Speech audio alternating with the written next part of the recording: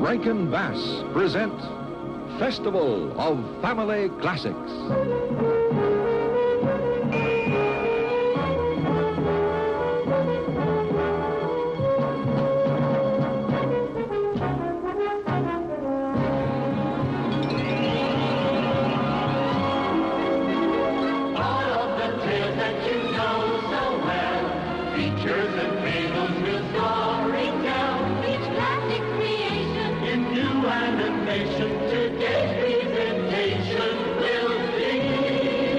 From the exciting world of Jules Verne, the thrilling underwater adventure 20,000 Leagues Under the Sea, Part 1. So bring on the whole family.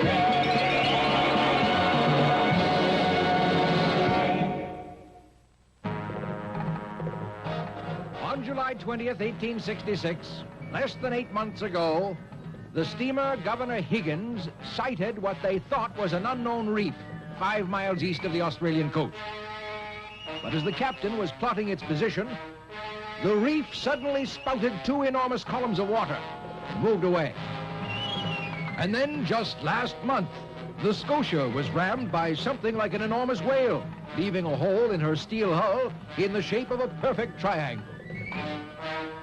Not only can this thing move at incredible speeds, but we estimate that it is at least 350 feet long, or at least as large as this ship.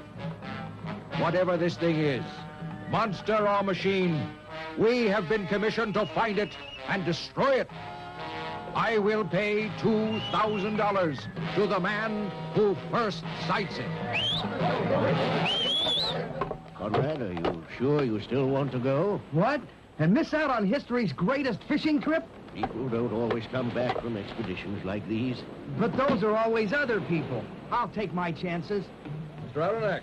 Yes, Commander. Welcome aboard, Mr. Aronnax. It's a pleasure having you and your young assistant with us. Thank you, Commander Farragut. I'd like you both to meet Ned Land, finest harpooner in all of North America. I've heard of you, sir. Your skill is known even in Europe. Well, now all we have to do is find this overgrown whale, or whatever it is. I can't believe it's a whale. I've never seen one that could crack the steel plates of a steamship. What else could it be? There's no other fish or ship known to man that big or that powerful. I'm not so sure, Captain. It could be a giant narwhal. What's that? It's a rare kind of whale with a long ivory tusk, kind of a giant unicorn fish. Well, whatever it is, I hope that you'll be able to identify it, Mr. Aronnax. Ned, be able to kill it before it destroys us.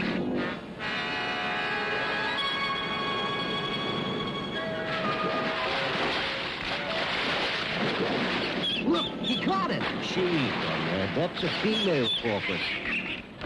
She reminds me of my little sister, Fifi. Here, Fifi. 3 months and we've sighted nothing but porpoises. I'm very discouraged, Conrad. We'll be the laughing stock of the world when we get back. I know, Conrad, I know. Ahoy! There she goes! Look, there. That must be it. Turn the longboat! Come on in, monster, and find the end of my harpoon.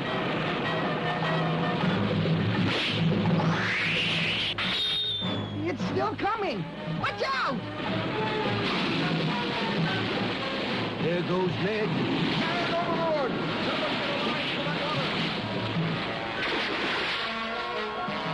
Look out! It's turning! It's gonna ram us!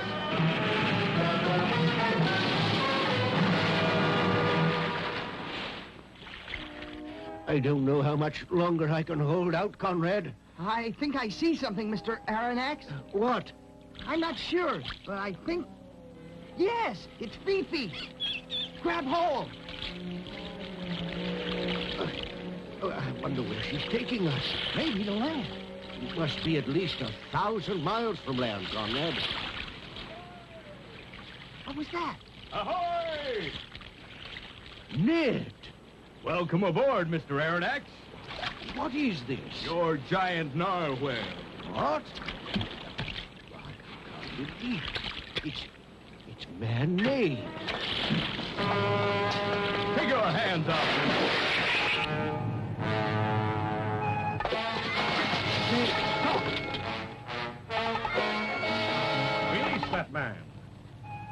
are you? Where are we? I am Captain Nemo, and this is my undersea ship, the Nautilus.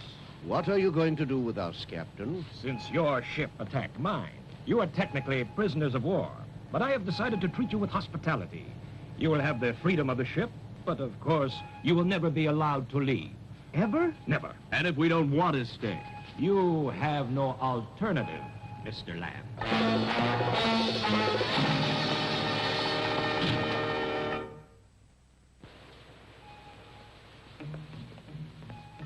Here, gentlemen, you see the accumulated treasures and knowledge of a lifetime under the oceans of the world. What's this? A flawless, uncut ruby from the world's largest ruby mine. Under the Indian Ocean, of course, and known only to me. You must be a rich man, Captain. I could easily pay the United States national debt. Tell me, Captain, how were you able to build a ship larger, faster, more powerful under the water than anything man has been able to yet devise out of it? Electro-thermal power. I have invented a process which converts salt water into an energy more powerful than anything known to man. You will see, gentlemen, that I have designed my ship to depend only on the sea around it. We will never need the world you have just left. You will never set foot on dry land again. How do you like your steak, Mr. Land? Good. What is it? Octopus. Your vegetables are freshly picked from the ocean floor. Seaweed? Everything you are eating and will eat aboard the Nautilus comes from under the sea. Very tasty. What about my milk, Captain? We get it from mother sperm whales, my boy. Enjoy it. It's very good for you. The Nautilus and the sea around it have provided me with everything I need. I have renounced the life of so-called civilized men on Earth, a life which you mistake for liberty. So, Captain, you are just as much a prisoner in this ship as we are. On the contrary, Mr. Land, the entire undersea world is my personal domain. I alone live here, and its vast resources are mine alone to enjoy.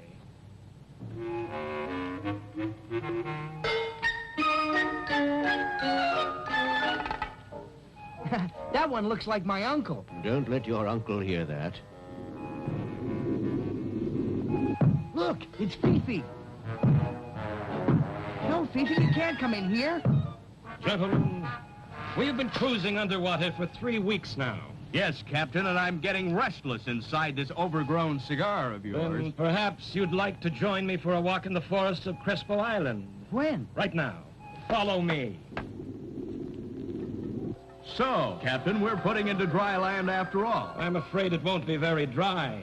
What do you mean? I mean, we will walk on the ocean floor and explore the underwater forests of this island. We'll drown. No, we'll wear these special underwater suits, which will both protect us and allow us to breathe. Amazing. By filling this chamber, we will be able to grow accustomed to the enormous pressure at this depth without being crushed by it.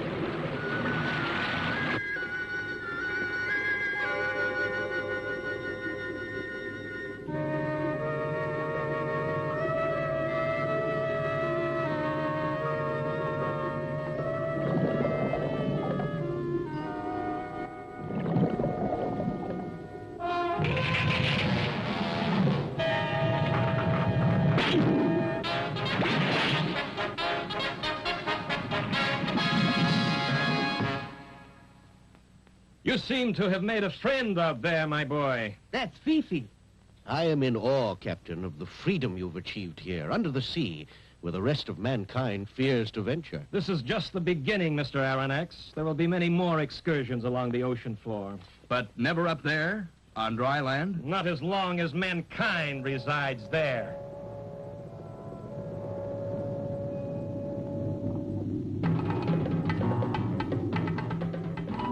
Wow, it's incredible. Our speed is so great that everything we pass blurs together.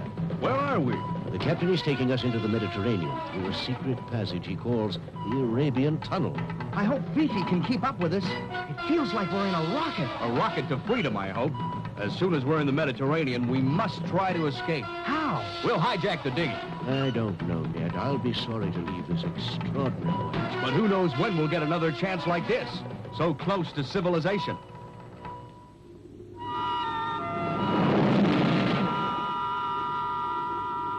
Oh, Ned, come here and look at this. What is that? Thousands of tiny fish that give off light from their own bodies. They're phosphorescent. I hope we would be able to make a break for it tonight. We can't do anything if we stay underwater. Yes, Ned, I know. Our only hope is that he'll surface to replenish the air supply. We've stopped. Mr. Aronnax, Yes, Captain. are you familiar with Vigo Bay? You mean where the Spanish treasure ships from the New World were scuttled? Did you know the sea held such riches? I knew these treasures were valued at $2 million. Now you are beginning to understand the extent of my wealth, Mr. Aronnax. Yes, I see.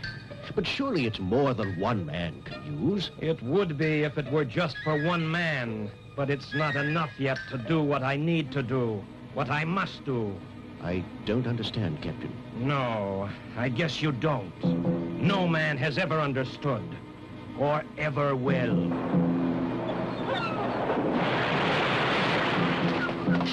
What land is that, Captain? Ceylon. Isn't that where the great pearl fisheries are? That's right, and I think a visit to these waters would be of interest to everyone. This is far enough. The water is only about 4 feet deep here, too shallow to bring the Nautilus in. So we're on our own. Just inside the bay, we'll reach 30 fathoms. Take these knives with you. There may be sharks in these waters. Sharks? But, Captain... Don't worry, I'll have my harpoon.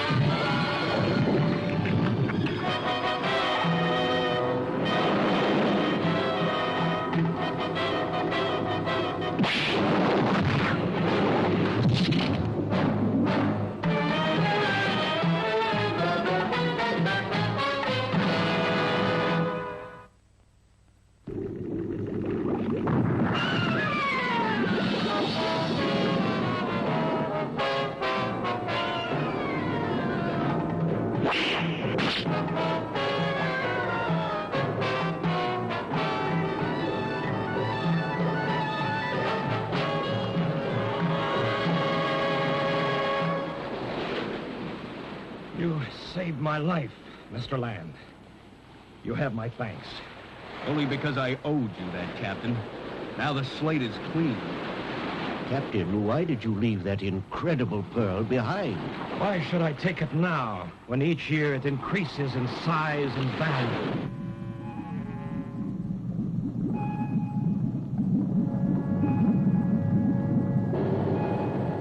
Why are we descending so far, Captain? To show you something no other man has seen before. What? You'll see when we get down to about 40,000 feet. 40,000 feet? Can your ship withstand the pressure, Captain? Yes, but only for a short time. Nothing seems to live at this depth. What was that? At this depth, where light does not penetrate, there are fish with no color at all. They are completely transparent. We're at 40,000 feet.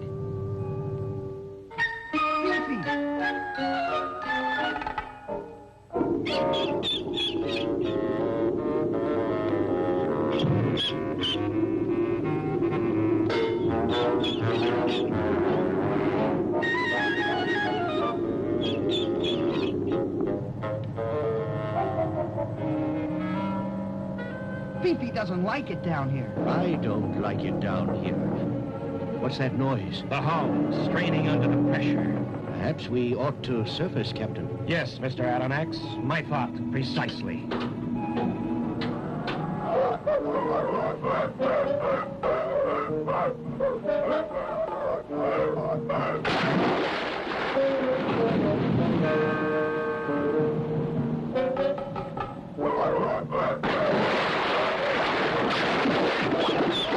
I think your friend Fifi has found some animals even more playful than her.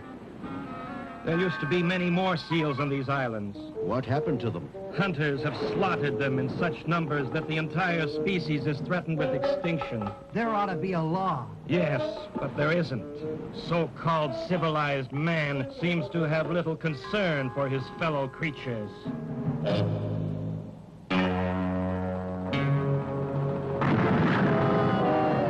it is, gentlemen.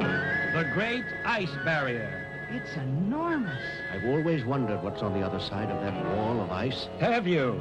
Perhaps we'll find out. No man has ever crossed the Great Ice Barrier. Until now. Captain, are you serious? Where others have failed, I shall succeed. I am taking the Nautilus to the South Pole. Oh, boy, the South Pole.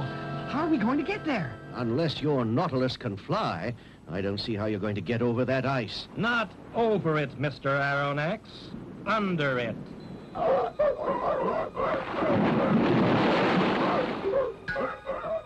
Do you think we'll make it all the way to the South Pole? Yes, I think we will, Conrad. I believe there's nothing Captain Nemo can't do. So far, that may be true, but someday he'll go too far. And if we're still aboard this cursed prison, we'll be doomed with it.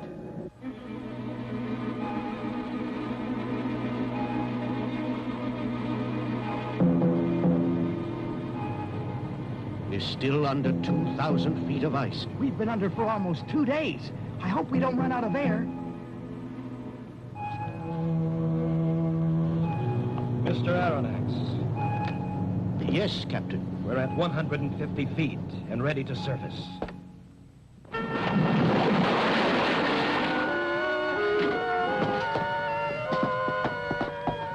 The South Pole. Shall we go ashore, gentlemen?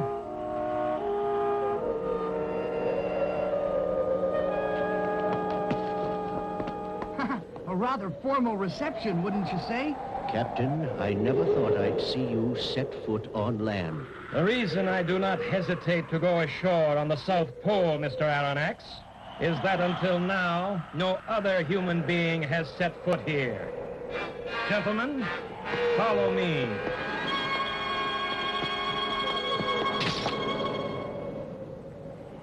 I, Captain Nemo, on this 21st day of March, 1868, having been the first man to clear the Great Ice Barrier, hereby claim possession of the South Pole.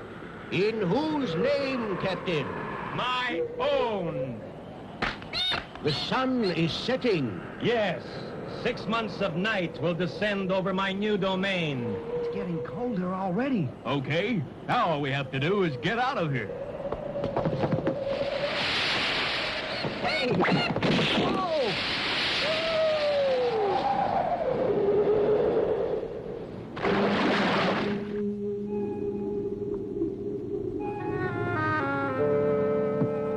Do you think we'll ever be able to tell anybody where we've just been? I wouldn't count on it. Do you feel all right, Ned? Sure. What do you mean? You seem very nervous lately. I don't like being under all this ice. I feel like I'm being sealed up in a tomb. I don't know, but we'd better find out. Captain, what happened? That enormous block of ice closed in around us. Well, can we get out? Every opening seems to be sealed. We're trapped. What are you going to do, Captain? We'll have to chop our way out if the air holds out.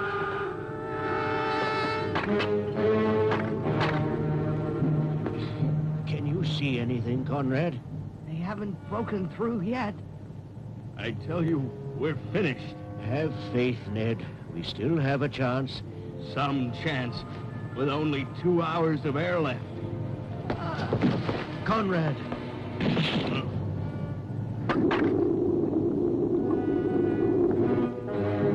Captain Nemo's domain, once all the oceans of the Earth, is now only a chamber in the ice, 1,000 feet beneath the Antarctic ice cap. Perhaps Ned Land is right, and the ice will become his tomb. But the voyage of the Nautilus is not yet completed. Watch for the conclusion of 20,000 leagues under the sea.